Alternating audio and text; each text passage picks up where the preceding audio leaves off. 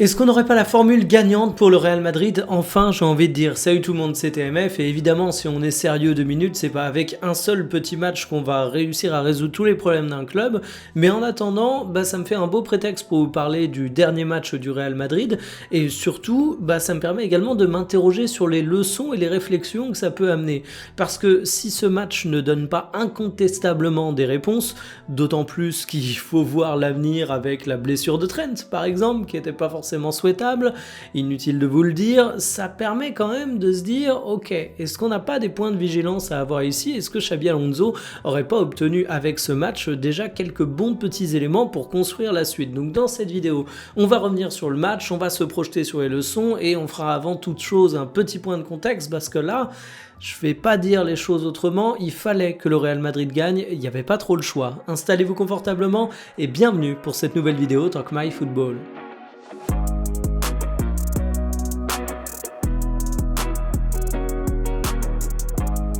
Le contexte de la rencontre pour le Real Madrid, c'était un enchaînement de 3 matchs nuls en Liga. 3 matchs nuls en Liga, c'est évidemment pas satisfaisant. T'en as un du côté du Rayo, t'en as un du côté d'Elche et t'en as un du côté de Girona. Il y avait évidemment la petite respiration en Champions League, mais ça fait que t'as eu un rythme qui a été complètement perdu dans le championnat espagnol. Ce qui a été perdu, c'est pas seulement le rythme, c'est également la position de leader de la Liga. C'est le FC Barcelone qui a pris la première place et si tu gagnais pas ce match face à Athletic Bilbao, l'écart pouvait commencer à se creuser. En plus de ça, les résultats jusqu'à présent, c'était un peu ce qui sauvait Xabi Alonso. Son Real Madrid ne donnait pas entière satisfaction sur le jeu et plus inquiétant encore, la trajectoire n'était pas positive.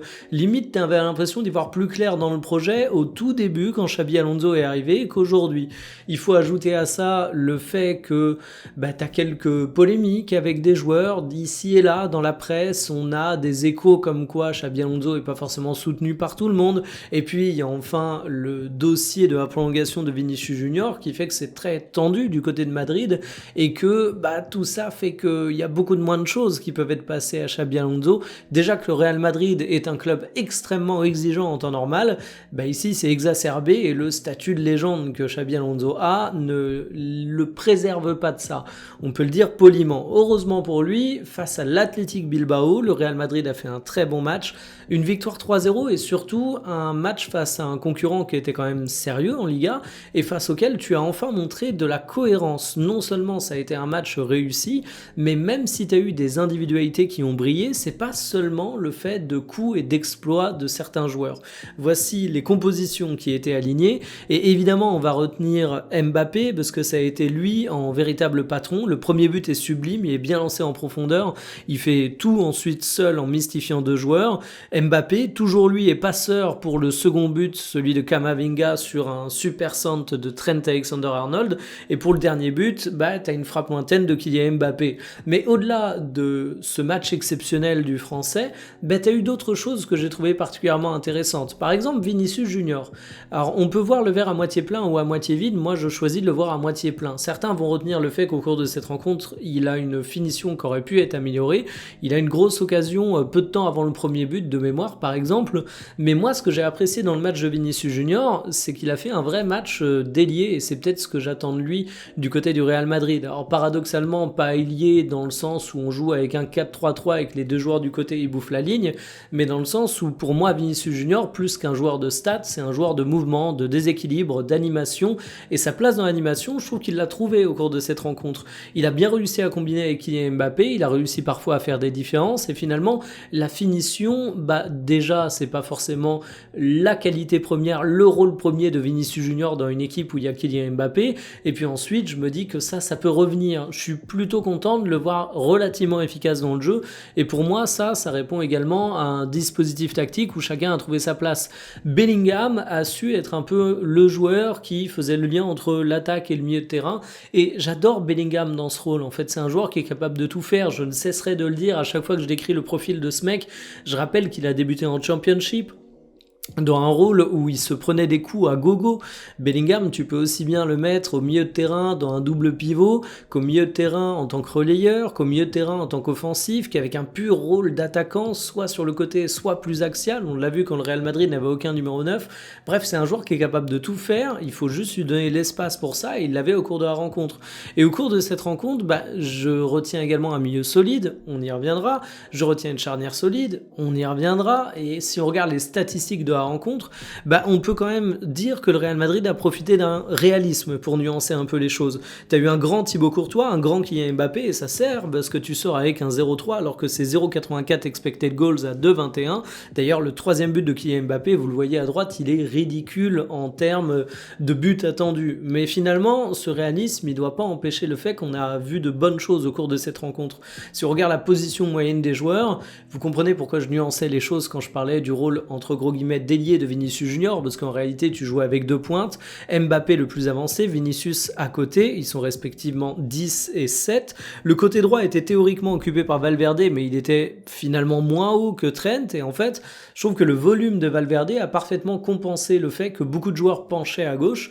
Valverde, tu le sais, c'est un joueur qui a un gigantesque moteur et qui à lui tout seul est capable de faire les efforts pour compenser un relatif désert sur le côté droit. Je dis relatif parce qu'il n'est pas non plus énorme, faut se méfier par rapport aux positions moyennes des joueurs. Et en fait, le seul truc négatif que je retiens de ce match, c'est la blessure de Trent. Au moment où j'ai commencé à préparer cette vidéo, on n'avait pas encore la durée. Aujourd'hui, il y a eu un communiqué officiel, il y a eu les réactions de la presse qui évaluent ça à environ 2 mois d'indisponibilité. C'est une terrible nouvelle, parce que Trent, il a déjà été absent au cours des précédentes semaines, une absence d'environ 1 mois. C'est un joueur qui mettait un peu de temps à s'incorporer dans l'effectif. J'avais l'impression qu'on avait enfin un match où il faisait parler pleinement son talent, donc franchement zut pour rester poli. Et Camavinga également blessé, mais là ça a l'air d'être un petit peu moins grave. Du coup, quelle leçon on retient de ce match du Real Madrid, au-delà du déblocage espéré de Trent sur lequel on va pas s'attarder étant donné qu'il est absent encore une fois? Moi je retiens que Mbappé et Vinicius Junior, ça combine vachement bien au cours de cette rencontre.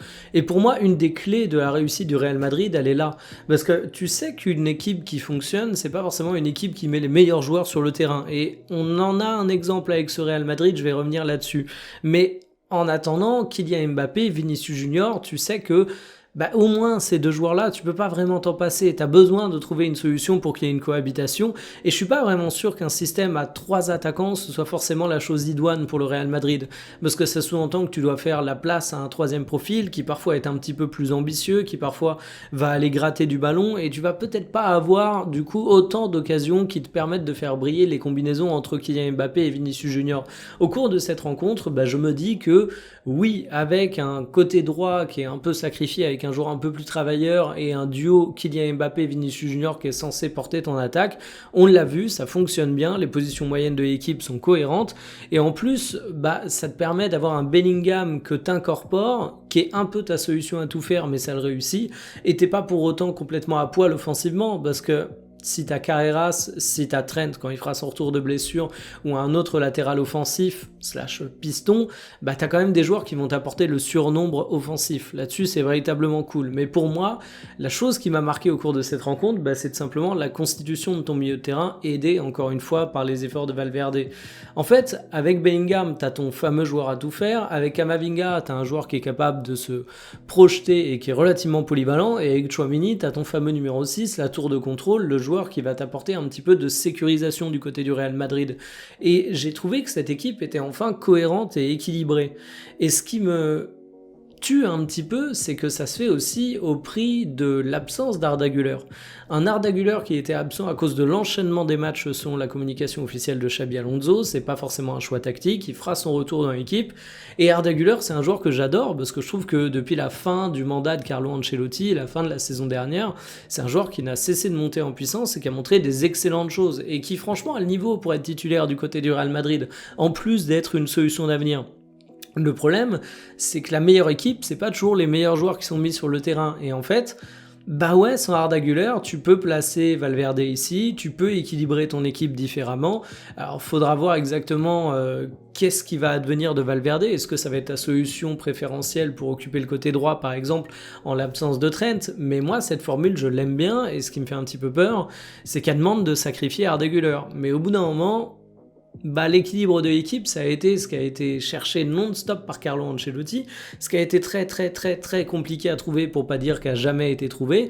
Et là, j'ai l'impression que Xabi Alonso, il avait une première piste. Faudra faire avec la fragilité de tes joueurs, parce qu'on parle de Trent, mais Camavinga, moi, dès qu'il y a eu la première micro-alerte, je me suis dit, c'est foutu, vu les derniers mois de Camavinga, à tous les coups, il va rechuter. Finalement, non, mais on n'est pas à l'abri d'un avenir un petit peu funeste. Donc pour moi, c'est peut-être cet axe de réflexion qui a été ouverte du côté de Xabi Alonso, c'est de se dire, ok, Arda Güler il fait des matchs qui sont satisfaisants, mais est-ce que là on n'aurait pas une configuration où on a un milieu de terrain qui est tellement précieux qui demande à faire d'autres sacrifices?